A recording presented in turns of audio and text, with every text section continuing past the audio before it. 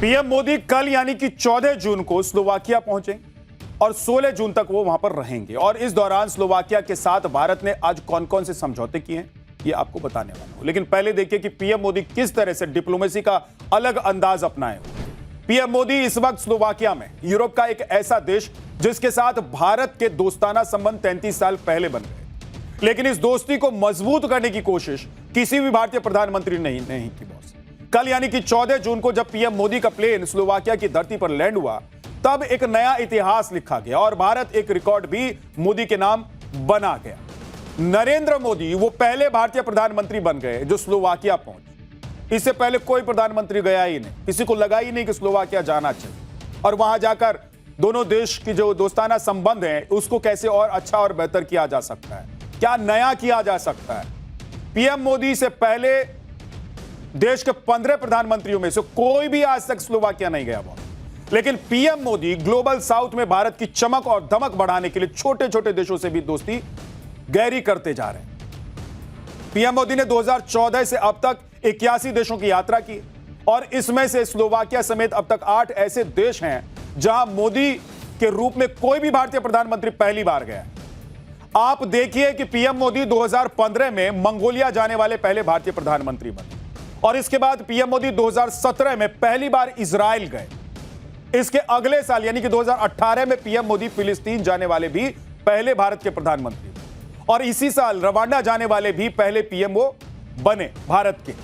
PM Modi 2019 में Bahrain गए जहां उनसे पहले भारत का कोई प्रधानमंत्री कभी गया ही नहीं था और इसी तरह पीएम मोदी ने 2022 में यूक्रेन की यात्रा करके नया रिकॉर्ड बना दिया। तो 2023 में पीएम मोदी की पापुआ न्यू गिनी दौरे ने ग्लोबल हेडलाइंस बना डाली जब पापुआ न्यू गिनी के पीएम ने मोदी के पैर छू लिए, आपको याद हो।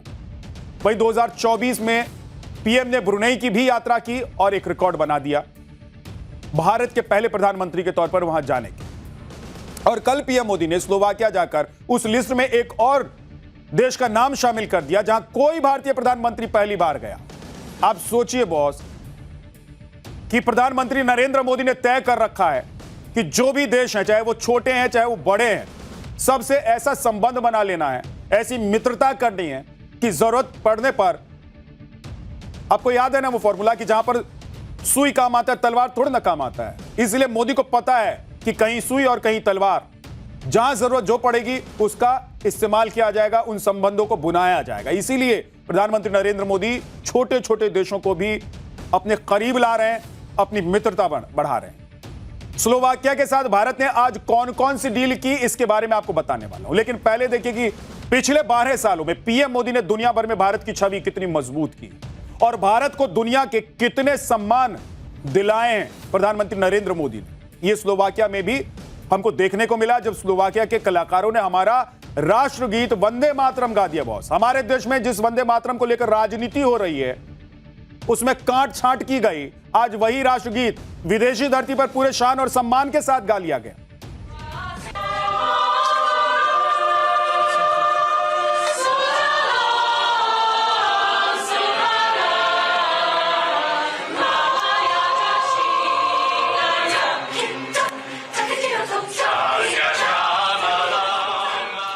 बहुत सा सनातन विरोधियों को ना यह तस्वीर देखकर बड़ी पीड़ा हो रही है, आग लग रही होगी कि कैसे विदेशी धरती पर हर हर महादेव हो रहा है और स्लोवाकियन सिंगर शिव का भजन गा रहे हैं, वंदे मातरम गा रहे हैं। सनातन विरोधियों ने आज ये तस्वीर देखकर शायद अपने टीवी को बंद कर दिया। लेकिन आप देखिए कि स्लोवाकियन कलाकारों के 3 मिनट के इस भव्य और भक्तिमय प्रस्तुति ने पीएम मोदी को भी कैसे मंत्रमुग्ध कर दिया।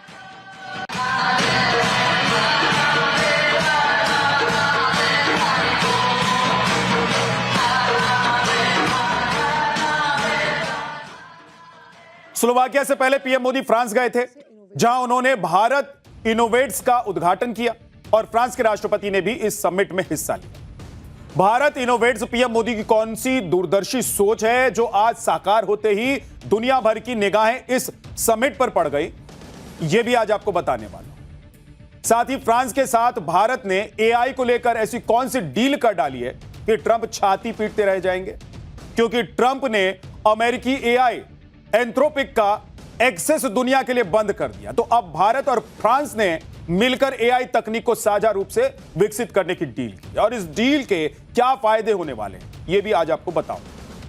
फ्रांस में भारत इनोवेट्स का क्या मतलब है, इस समिट का नाम इंडिया इनोवेट्स क्यों नहीं रखा गया, क्या मोदी सरकार इंडिया शब्द धीरे धीरे किनारे लगा रही है और क्या देश से लेकर विदेश तक पीएम मोदी देश की पहचान इंडिया की जगह भारत के तौर पर स्थापित करने में जुटे हुए। आज पाठशाला में इसका स्पेशल चैप्टर भी आपको दिखाऊंगा, लेकिन सबसे पहले एक ट्वीट।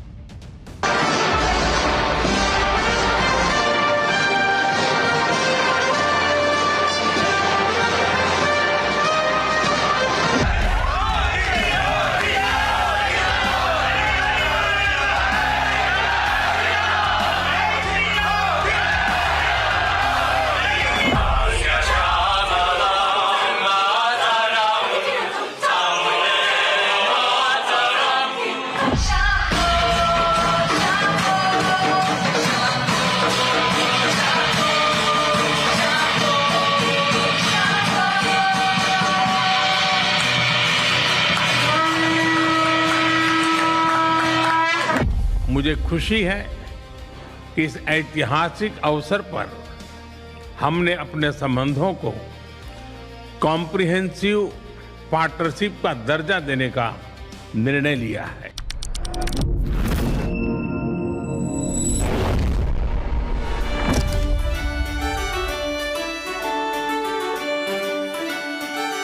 भारत आइए, हमारे साथ मिलकर काम करिए, भारत में डिजाइन कीजिए, भारत में डेवलप कीजिए और दुनिया के लिए सॉल्यूशन तैयार कीजिए।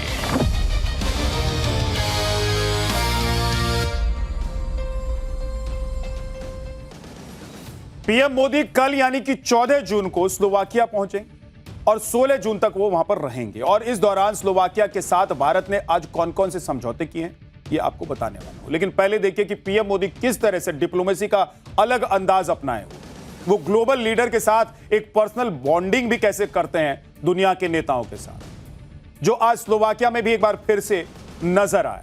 पीएम मोदी और स्लोवाकिया के पीएम रॉबर्ट फिको ने आज काफी वक्त एक दूसरे के साथ बिताया और इसे डिप्लोमेसी में 1-on-1 मीटिंग भी कहते हैं। लेकिन पीएम मोदी ऐसी मीटिंग्स को पर्सनल ट्यूनिंग के लिए इस्तेमाल करते ताकि एक देश के हेड ऑफ गवर्नमेंट के तौर पर दूसरे देश के राष्ट्र प्रमुख के बीच भरोसे की एक मजबूत बुनियाद है। इसलिए आज पीएम मोदी ने द्विपक्षीय बातचीत से पहले स्लोवाकिया के पीएम के साथ पर्सनल 1-on-1 मीटिंग की। इसके बाद दोनों देशों के बीच धड़ाधड़ डील साइन हुई।